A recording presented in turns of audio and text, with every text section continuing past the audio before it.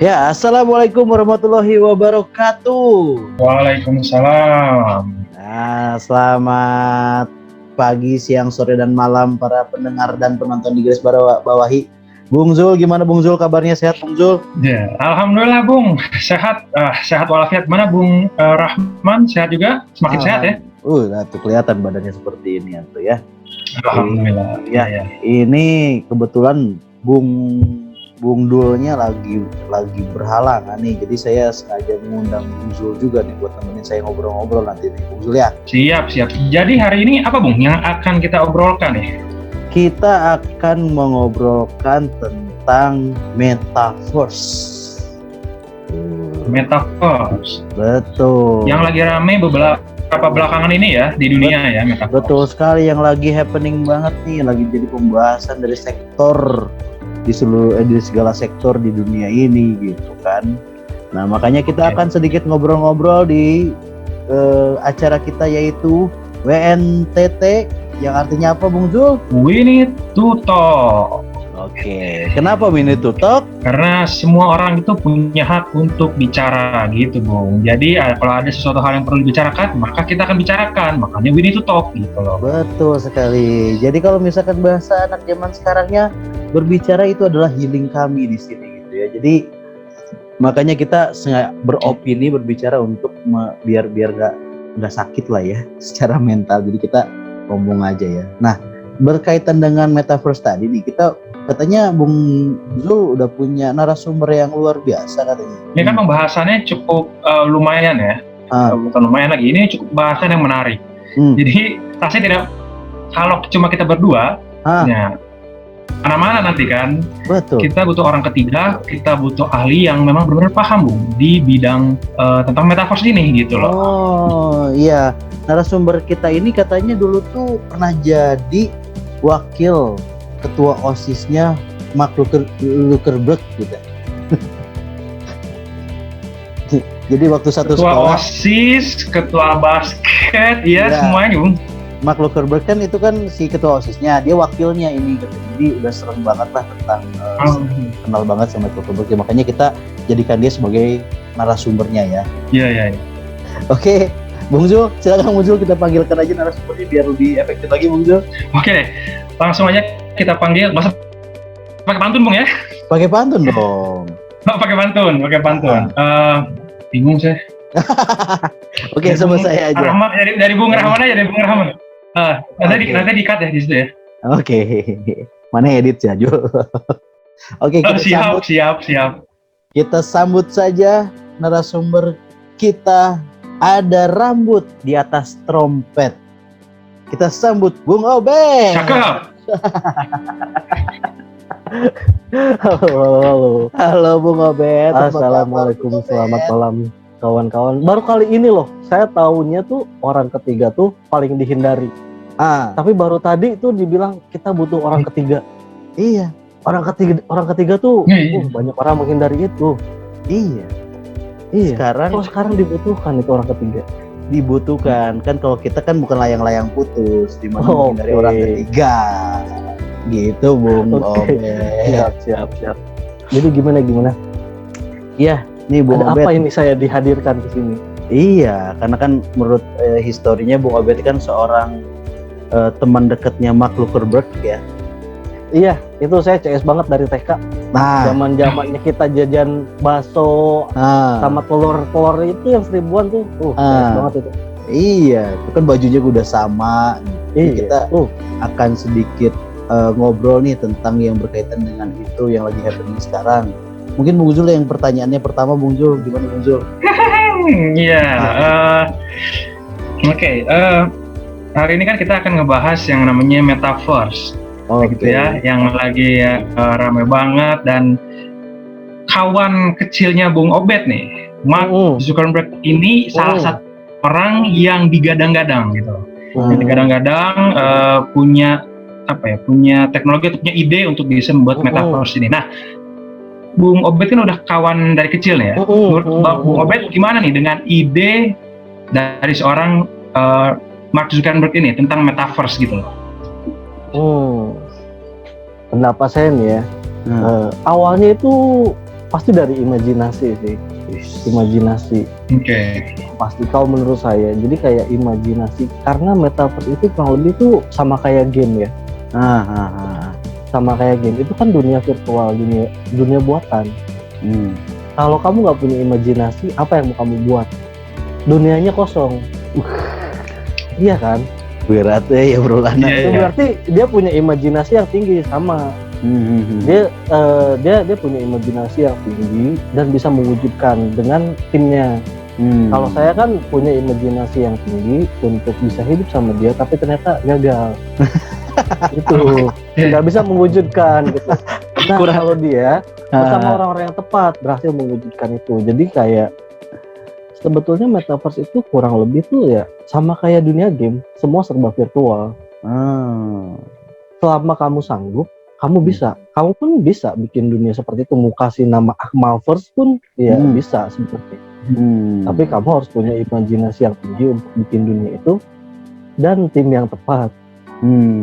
Karena di dalam metaverse itu kan semuanya tuh virtual, bangunannya, entah itu orang-orangnya, avatarnya gitu kan. Itu semua hasil imajinasi gitu. Imajinasi terus dikreasikan dalam bentuk metaverse itu. Kurang lebih seperti itulah ya, yang pendeknya. Oke, berarti dasarnya adalah sebuah imajinasi ya. Iya.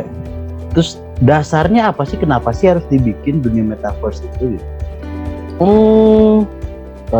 Tujuan utamanya sih yang pasti duit. Iya, Kalau saya, yang pasti itu Kapitalis duit ya. ya. Kapitalis ya. Ya pasti. Tetap ya. Sama kayak publisher game mungkin ya. Mereka juga kan otomatis duit sih yang paling utama. Dan juga punya imajinasi kalau misalnya nggak ada duitnya juga ya mereka malah buang-buang duit jadinya habis. Itu soalnya nggak butuh nggak bisa dengan biaya yang sedikit. Tapi ya di situ pun ada kelebihannya, itu ya bisa memudahkan kita untuk beberapa kegiatan, mungkin kayak misalnya kayak meeting kayak gini nih kan. Kalau kita kan cuman kayak kelihatan nih sepotong gitu kan.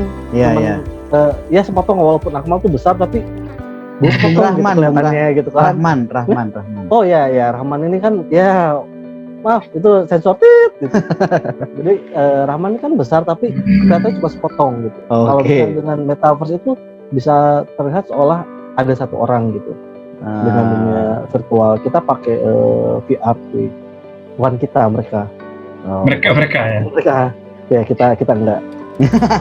Ya seperti itu. Jadi kayak seolah-olah jadi kita bisa meeting tuh seolah benar kita ketemu tatap muka langsung.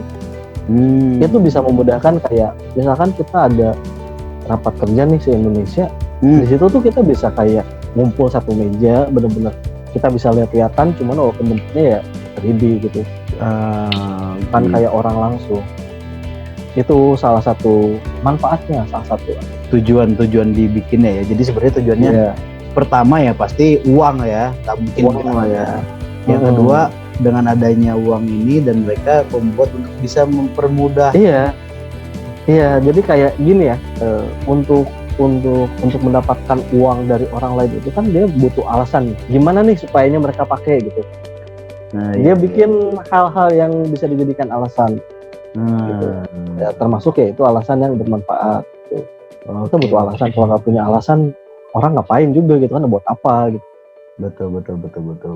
Nih Bung Zul sendiri gimana Bung Zul terhadap metaverse itu Bung Zul? Apa sih kira-kira penyebab selain yang tadi finansial dan atas untuk membantu gitu, untuk mempermudah sesuatu? Oke. Persaingan sih Bung ya. Karena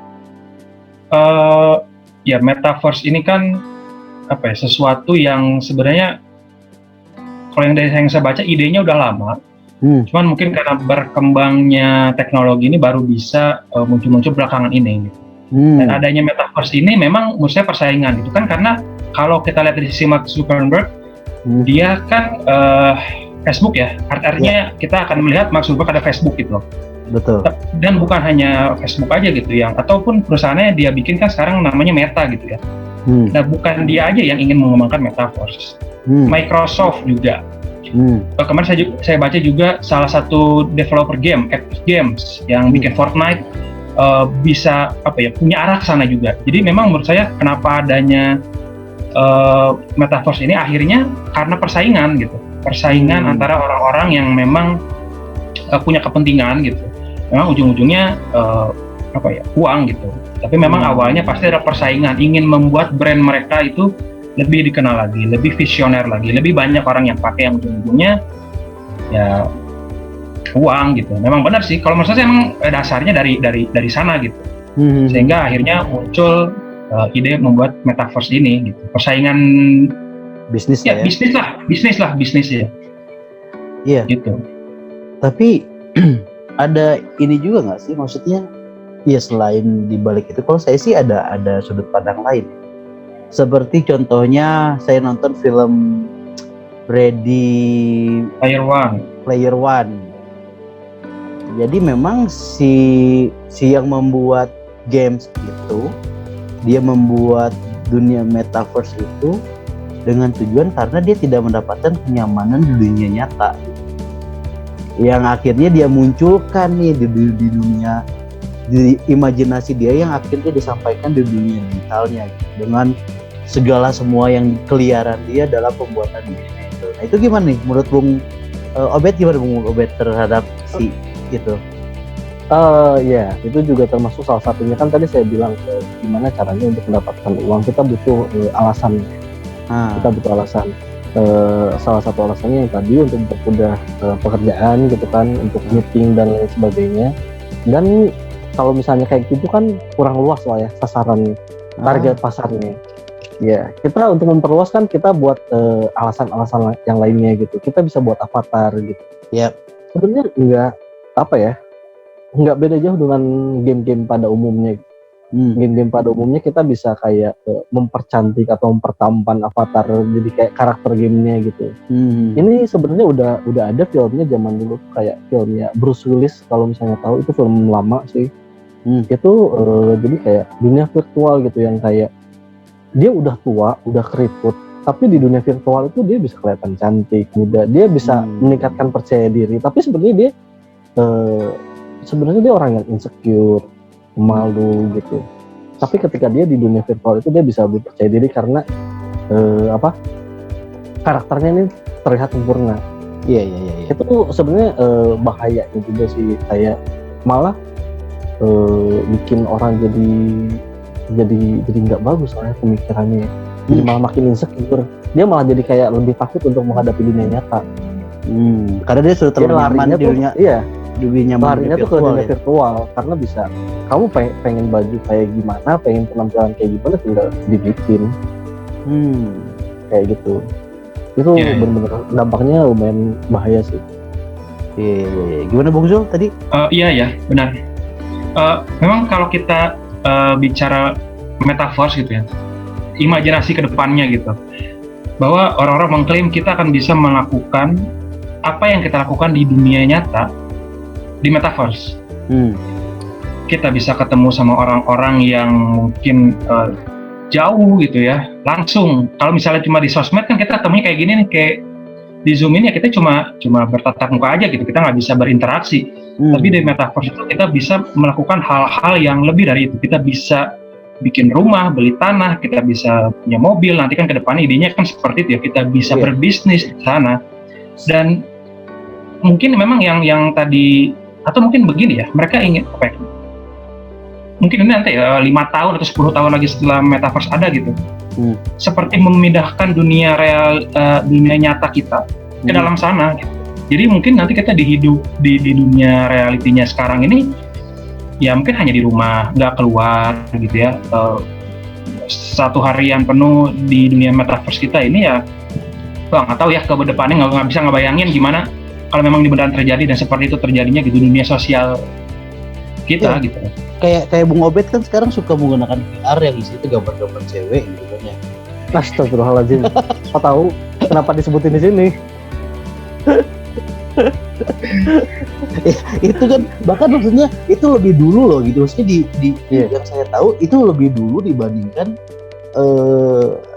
dunia kehidupan dan maksudnya metanya Facebook gitu kan. Dulu itu udah lama banget kan menggunakan VR Iya, itu udah lama. perempuan-perempuan kayak gitu seksi-seksi untuk dijadikan bahan imajinasi ya gitu ya. Bung Abed gimana Bung Abed ya? Iya. Aduh, itu aja kenapa saya. Jadi sebenarnya apa ya? Iya kayak gitu sih, ini saya ngeliat dampak negatifnya sih itu lebih bahaya banget. Sama sebenarnya ketika kita di dunia virtual itu kita benar-benar bukan jadi diri sendiri justru. Yes. Kita jadi fake, jadi palsu. Nggak usah jauh-jauh kita ke dunia virtual yang kayak gitu deh. Kita di Instagram dulu. Banyak orang yang nggak berani posting foto asli kalau nggak pakai filter. Dia pengen kelihatan sempurna dulu gitu kan, dia pengen kelihatan sempurna. Wah, di filter apa segala macem. Padahal ketika di aslinya tuh dia lebih insecure lah, malu apa gitu kan. Jadi ketika di dunia metaverse ini kita bisa buat sesempurna mungkin. Dari tinggi badan, postur, berat badan, warna kulit gitu kan, model rambut. Kamu nggak perlu tukang cukur kalau misalnya gagal tuh, aduh nunggu panjang dulu gitu kan. Iya. Kalau di dunia metaverse tuh rambut ini jelek, tinggal ganti gitu kan, udah kelar lah gitu. Jadi rasa percaya dirinya ini palsu. Jadi ketika dia dunia virtual mungkin dia bisa percaya diri gimana gitu kan. Tapi ketika ketemu orang secara langsung, mereka bakal setakut itu gitu. Jadi minder gitu ya? Iya, takut akan penilaian. Oh, nggak kayak di avatarnya gitu. Iya, berbeda dengan aslinya gitu. Itu bahaya sih, ada efek ke situnya. Terus kayak mungkin kayak sekarang tuh banyak orang yang kayak menghalalkan banyak cara. Sekarang nih untuk bisa di dunia virtual itu kan pasti nggak mungkin semudah itulah. Nggak cuman kita daftar terus udah kita bisa jadi cantik, pasti ada fitur-fiturnya yang harus berbayar gitu kan. Karena pengen kelihatan bagus atau apa, kita mesti bayar. Nah, nggak semua orang mampu untuk itu gitu kan. Sekarang aja tuh banyak kayak anak-anak kecil yang pakai kartu kredit orang tuanya tiba-tiba cuman buat karakter gamenya doang gitu kan. Betul. Itu juga bisa jadi efek buruk sih. Nah, kan nggak semua orang punya uang, nggak semua orang mampu buat itu. Nah, ketika nggak mampu gimana? Betul. Iya, saya sih juga melihat itu ya, kondisi gitu ya. Memang sebenarnya ada dampak positif dan negatifnya. Kalau misalkan ya mungkin kita negatifnya dulu aja ya. Kayak misalkan dulu ketika orang-orang bagi dong minumnya, bagi nih. Coba dikirim virtual. Virtual. Ya kan kalau di meta udah bisa dibagi kan urusannya kayaknya. Iya. Tapi tetap aja nggak bisa diminum ya. Jadi yang saya takutkan malah lebih jauh dari itu. Ketika manusia sudah tidak bisa lagi membedakan dunia realita dengan dunia virtual. Contoh simpel lah gitu, misalkan yang mungkin sedikit ini yang saya tahu, misalkan kayak untuk beribadah misalkan. Karena dia memang sudah di dunia virtual, menganggap saya sudah beribadah nih di dunia virtual. Ya akhirnya ke dalamnya tuh, wah nggak perlu beribadah lagi. Atau misalkan umat muslim gitu pergi ke haji, ke Mekah gitu, naik haji dengan dunia virtual, saya bisa nyampe sana kok, saya tahu apa yang ada di situ dan bagaimana saya bisa jalan-jalan keliling-keliling sana, jalan-jalan terus keliling ibadah di sana. Dia pikir saya sudah naik haji gitu. Mungkin itu bisa jadi dampak buruknya ya, ketika memang orang sudah tidak bisa membedakan realita dan visual gitu. Ntar misalnya kayak Jumatan virtual gitu, padahal orangnya tuh di rumah gitu kan, cuma tiduran doang. Pakai VR gitu ya, begini. Udah pakai VR, padahal udah tadi Jumatan bareng rame-rame gitu. Padahal dia tiduran doang di rumah, belum mandi, belum ngapain gitu kan. Iya. Itu mungkin ketika memang terlalu ketika manusia tidak bisa membedakan virtual dengan realita. Nah, saya kayak ada yang menarik nih, kayak contohnya film Wall-E. Wall-E itu kan film yang tidak ada istilahnya minim dialog, tetapi dia luar biasa sih. Kalau saya sih melihatnya jadi kayak gitu ya, ketika memang segala manusia dipermudah dengan fasilitas teknologinya, bahkan si manusia pun tidak bisa menggerakkan tubuhnya sendiri gitu. Ya kan gitu. Si orang-orang itu naik pesawat, turun angkasa, fasilitasnya dipenuhi, mau ngapain dia tinggal pencet gitu. Ya akhirnya si insting manusianya tidak ada. untuk jalan aja mereka nggak bisa gitu, karena saking terfasilitasi semuanya. Gimana tuh kalau gitu? Gimana? Maksudnya tentang itu, apakah mungkin terjadi seperti itu atau bagaimana? Ya mungkin banget, karena dengan semua serba virtual ya, otomatis meminimalisir semua gerakan kita lah ya. Jadi kayak orang tuh makin mager nggak sih? Betul. Ya, kalau misalnya sekarang kita mau ke warung aja tuh mesti jalan kaki atau apa gitu. Dengan virtual tuh mau ketemu orang atau mau aktivitas ya udah cukup pakai, udah kelar, kayak makin malas buat gerak, makin malas buat gerak. Jadi kayak ini banyak banget sih bisa jadi timbul penyakit juga, nggak cuma penyakit di mental doang, itu di fisiknya juga. Betul. Karena orang tuh udah terlalu kayak mudah lah gitu, udah terlalu gampang mau meeting. Kalau misalnya kita nih mau meeting beneran, bahkan untuk kayak Zoom gini aja nih kita mesti prepare-nya kayak gimana gitu kan. Betul. Yang virtual kayak gitu tuh udah kita nggak usah mandi, nggak usah ngapa-ngapain gitu. Minimal dengan virtual kayak gini aja nih ya, yang kita meeting tuh mesti nyisir dulu, pakai baju tuh yang bener dulu, ada gerakannya. Ketika dengan virtual kayak gitu tuh, dengan kayak lu nggak mandi, lu belum gosok gigi, nggak sisiran kayak gimana, berantakan juga udah kelar, makin nggak ada gerakan gitu. Malah tuh makin malas gitu. Betul. Iya nggak sih? Benar. Bung Zul gimana Bung Zul? Ya, itu mungkin ekstrimnya ya. Memang bagian ekstrimnya yang bisa dibayangkan adalah mungkin ke sana gitu. Teknologi kan dibuat untuk memudahkan kita ya, gitu. Untuk mendekatkan yang jauh, tapi sebenarnya malah menjauhkan yang dekat. Yang dekat gitu kan. Seperti yang di virtual tadi, kita bisa ketemu, kita bisa main bareng sama orang yang jauh banget gitu ya, sama kita gitu yang kita bisa kontak fisik di dunia itu gitu. Tapi kita ya setelah keluar dari sana, kita mungkin merasanya ya udah, kita udah ketemu, udah ngobrol, tapi kita udah nggak lagi tuh ada ide buat mungkin gitu ya, mungkin di ke depannya nanti untuk ketemu gitu ya, untuk janjian, untuk ngopi bareng, ketemu secara fisik gitu, ngobrol, karena manusia kan sebenarnya butuh itu ya. Manusia kan makhluk sosial, tapi nggak butuh hal itu, butuh hal-hal fisik seperti itu gitu. Memang mungkin itu hal-hal yang mungkin mengerikannya ya. Tapi memang kalau dilihat dari sisi, balik lagi ke bisnis ya, kalau menurut saya ini tuh adalah lahan yang cuan banget sebenarnya. Betul. Seperti kan kalau misalnya di dunia nyata kita bukan siapa-siapa, tapi di dunia virtual kita bisa menjadi siapapun dan kita bisa menjadi orang yang berkuasa di dunia itu gitu. Betul. Mungkin arahnya mengejar ke sana gitu.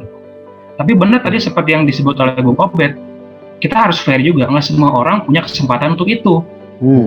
Gitu loh.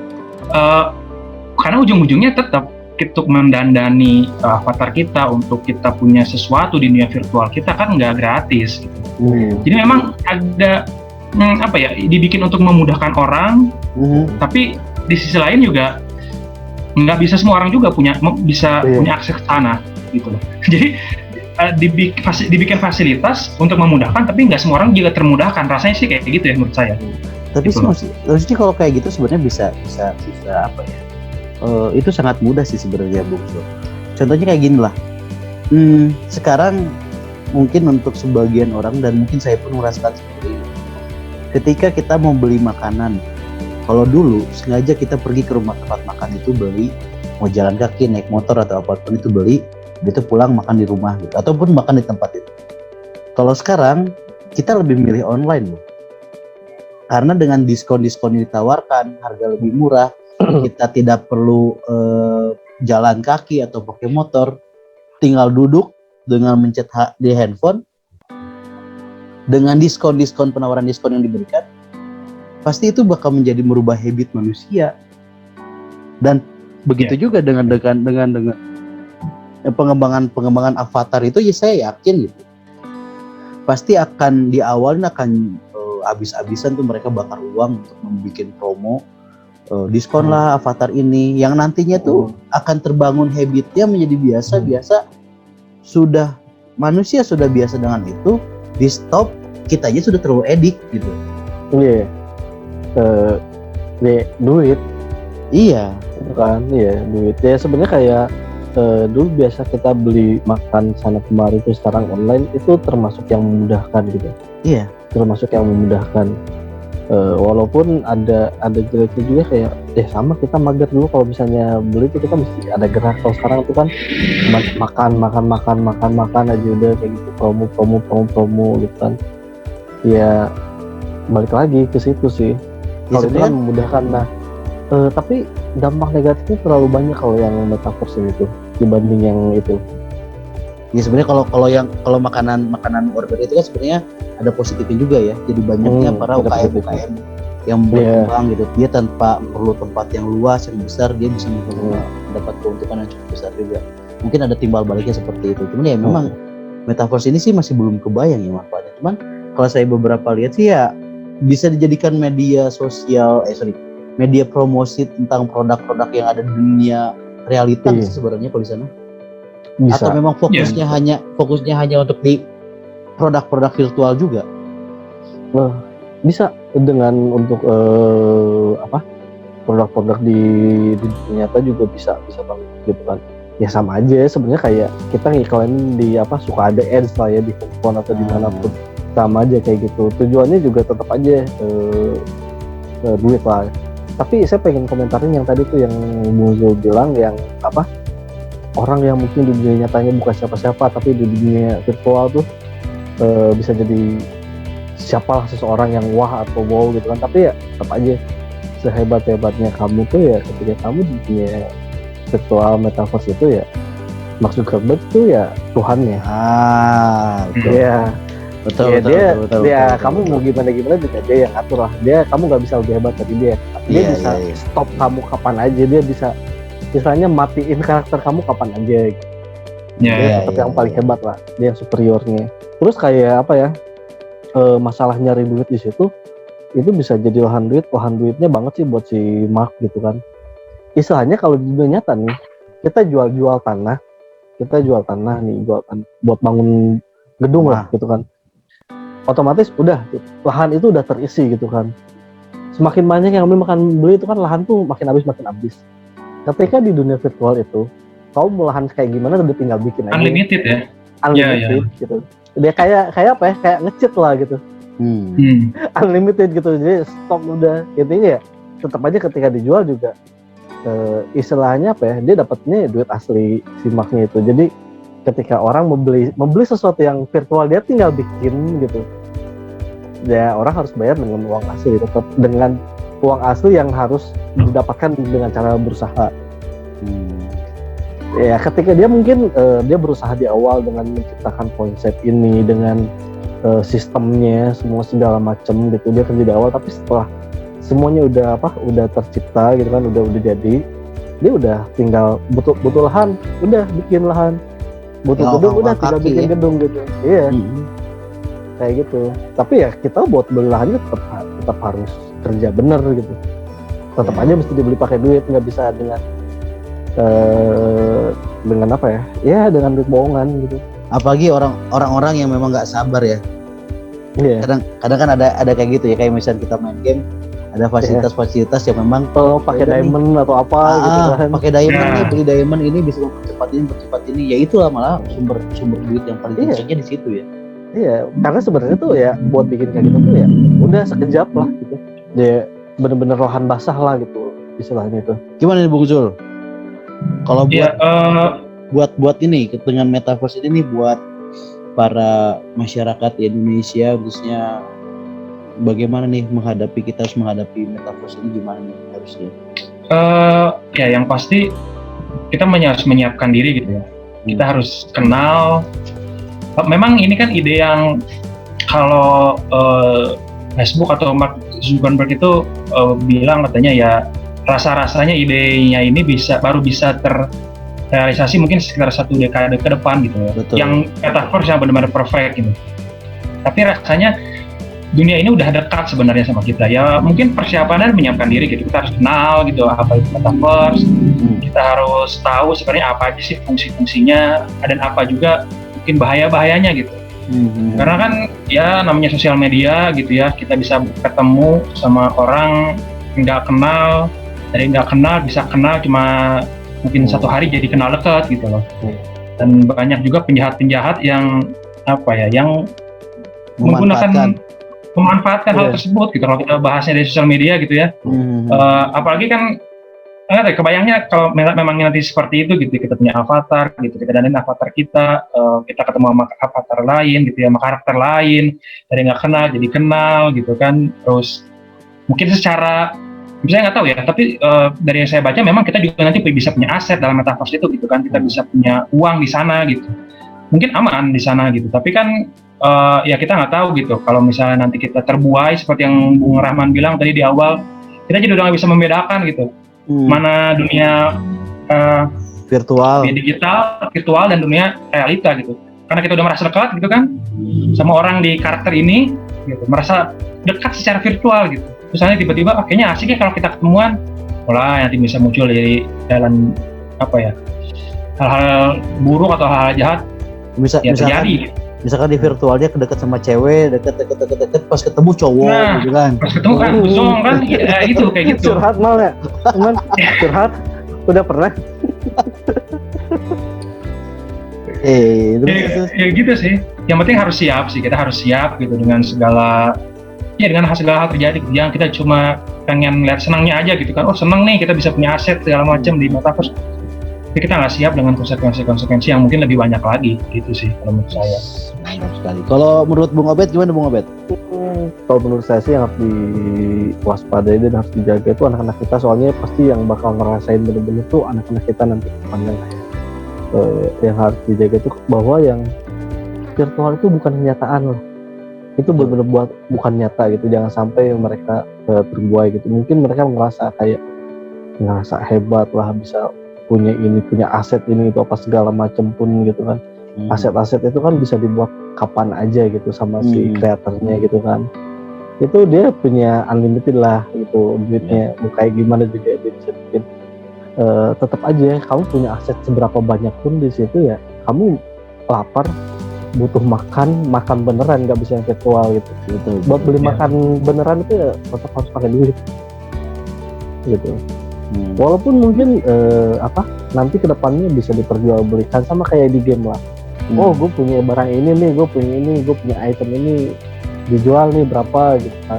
Tapi menurut saya si Mark ini, si kreatornya pasti nggak bakal semudah itulah untuk memudahkan kayak transaksi atau apa segala macam, karena dia pengennya orang tuh kalau ketika orang keluar duitnya buat dia. Di monopoli ya gitu. Iya, pasti pengennya kayak gitu. Bahkan setiap pembuat game pun ya pengennya ketika kita pemain keluar duitnya ya ke dia gitu, ke GM lah, bukan ke orang lain gitu. Karena tujuannya itu untuk mendapatkan uang. Ya harus diawasi sih anak-anak kita ke depannya nanti. Jangan sampai kelewatan, karena bener-bener tuh kalau nggak salah nih di Facebook, di Instagram pun ada kayak layanan untuk kecanduan gitu ya. Dari Instagram, Facebook aja tuh bisa kecanduan gitu. Ada layanan untuk berhentinya gitu kan. Apalagi yang ini istilahnya terdidik lah, udah kayak benar-benar kayak realita gitu kan. Itu benar-benar kayak mesti diawasi benar-benar tuh anak kita depan, kayak penggunaannya nih dibatasi, mesti sehari nih boleh berapa menit atau berapa jam doang dia sampai kelewatan. Terus ya tetap kita mesti banyak habisin waktu buat anak kita gitu kan, diajak main, lihat dunia yang sebenarnya gitu. Ini nih kenyataan nih kayak gini nih, jangan lihat yang virtual mulu gitu kan. Itu sih harus diwaspadai banget. Mantap sekali Bung Obed dan Bung Zul. Jadi memang sebenarnya kalau misalkan saya coba gabungkan, satu, saya setuju juga dengan Bung Zul, tetap ya kita harus agile. Sekarang tuh jam agile, gimana kita bisa istilahnya kita tidak boleh sampai ketinggalan tren. Tapi bukan berarti kita harus jadi edik gitu. Cuman kita cukup harus tahu, memahami apa itu. Ketika memang kita sudah mengikuti itu, dan harus kita ingat ada risiko-risiko yang akan kita hadapi dengan kita mengikuti itu. Termasuk yang kata Bung Obed tadi, masalah anak dan lain-lain. Ya sekarang aja bukannya ini ya, maksudnya ada beberapa orang tua yang memang mungkin untuk mengini anaknya dengan memberikan handphone dan nonton di YouTube dan lain-lain. Ada dampak positifnya, tapi ada dampak negatifnya. Kita tidak bisa mengontrol itu, gitu. Kita tidak bisa membatasi. Ketika anak sudah lebih nyaman dengan gadgetnya, itu akan bisa berdampak gitu, akan ya akan sulit dia untuk bersosial. Dan satu lagi tadi yang paling penting, sehebat-hebatnya Anda mengembangkan diri di dunia virtual, ada penciptanya. Iya. Iya itu. Jadi nggak akan paling hebat, Anda ada pasti paling di bawah, karena ada yang menciptakannya gitu. Dia sama dengan dunia nyata gitu ya. Sehebat-hebatnya Anda, tetap ada penciptanya yang berkuasa, yang menentukan bagaimana kehidupan Anda di dunia itu, baik di dunia digital khususnya. Kecuali Anda, para penonton di garis bawahi, ingin menjadi seorang kreator itu, membuat dunia metaverse itu. Mungkin itu beda cerita ya. Tapi menciptakan dunianya sendiri gitu ya. Iya, dia sebagai pencipta si metaverse-nya gitu. Kita tuh menciptakan sendiri. Cuman tetap kita kan akan bersaing dengan para raksasa-raksasa itu. Iya. Gitu. Jadi ya kita ikuti perkembangan zaman itu, tapi kita tidak lupa juga untuk mengontrol bagaimana dalam penggunaannya itu.